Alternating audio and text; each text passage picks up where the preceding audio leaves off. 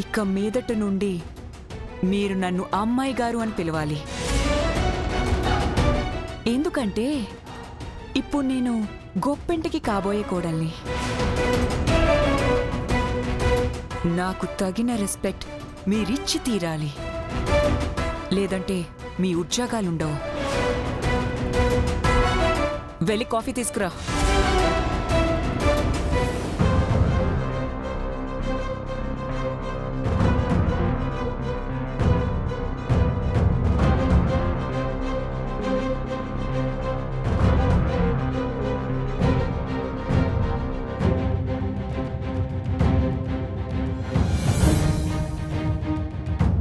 ఏంటి చీప్గా కప్పులు తీసుకొచ్చావు? వెండి గ్లాస్ లేదా? చెప్పాను కదా, నేను ఆ కోటకి కాబోయే యువరాణిని. నన్ను మహారాణి లెవెల్లో ట్రీట్ చేయాలి, అర్థమైందా?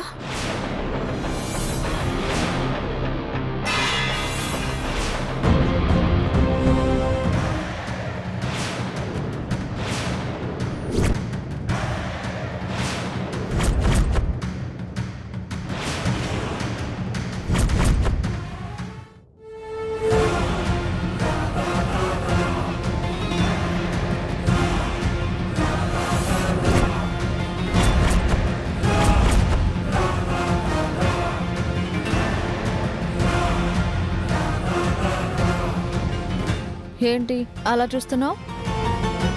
మోసాలు చేసి జైలుకి వెళ్ళిన వాళ్ళకి ఈ చిప్ప కూడా దొరుకుతుంది. ఏం మాట్లాడుతున్నావు?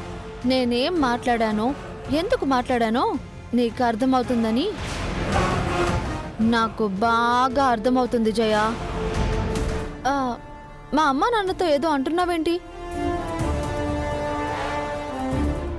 ఆవిడ కోటకు కాబోయే యువరాణి అంట. ఆవిడకి మహారాణి లెవెల్లో ట్రీట్మెంట్ కావాలంట. ఓహో అవునా?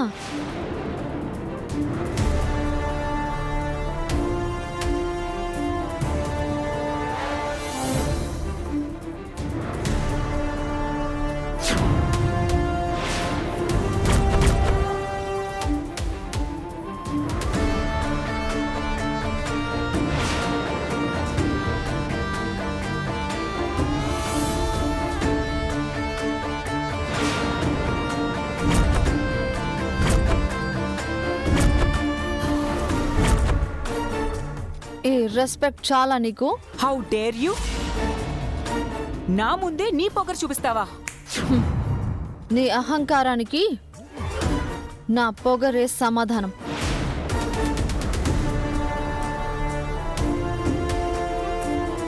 అయినా గౌరవం, ప్రేమ, ఆప్యాయత లాంటివి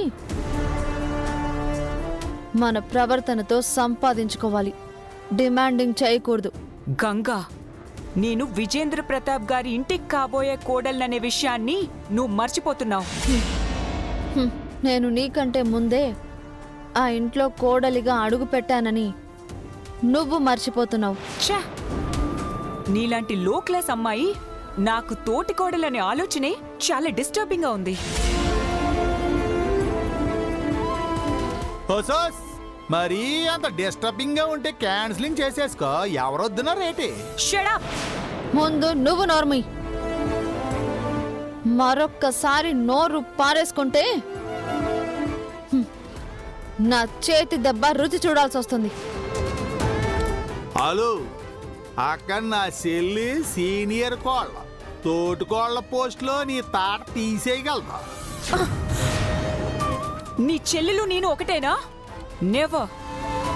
అది మా మేనమావ ఇల్లు. అక్కడ నా పెత్తనవే నడుస్తుంది. నీ చెల్లుల్ని చెడుగుడు ఆడిస్తాను.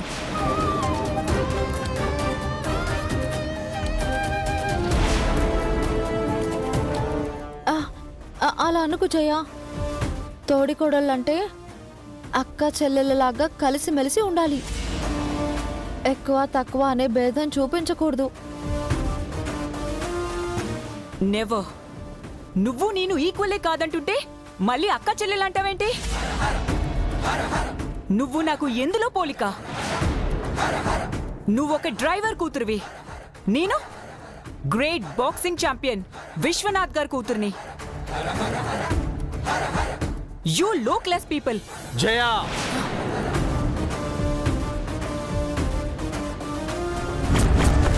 అరే చెల్లి ఎలా ఇరికించిందన్నమాట.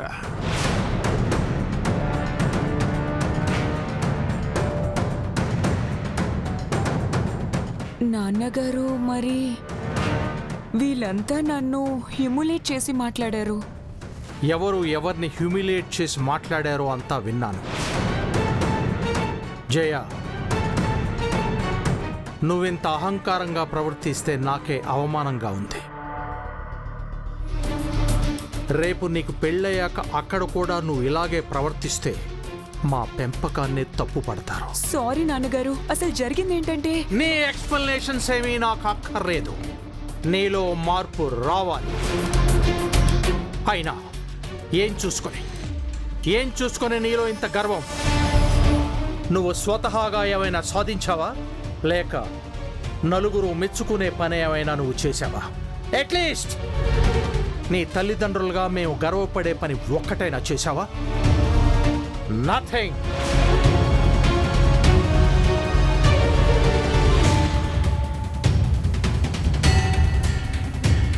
గంగను చూసి తన తల్లిదండ్రులు గర్వంతో తలెత్తుకుని బ్రతుకుతున్నారు. నిన్ను చూస్తూ నేను తల దించుకొని బ్రతుకుతున్నాను. సుధా,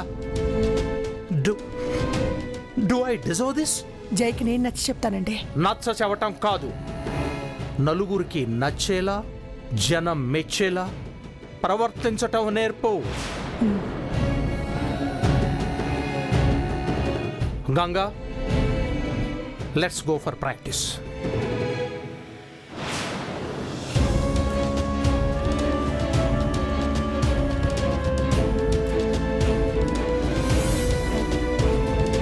ఫీలింగ్ అవ్వకు జయ. సార్ కోపం గురించి నీకు తెలిసిందేగా. అదంతా సర్దుకుంటుందిలే. సిలే సార్ మళ్ళీ కేకలేస్తా, నువ్వు రాయే. అన్నయ్య రా.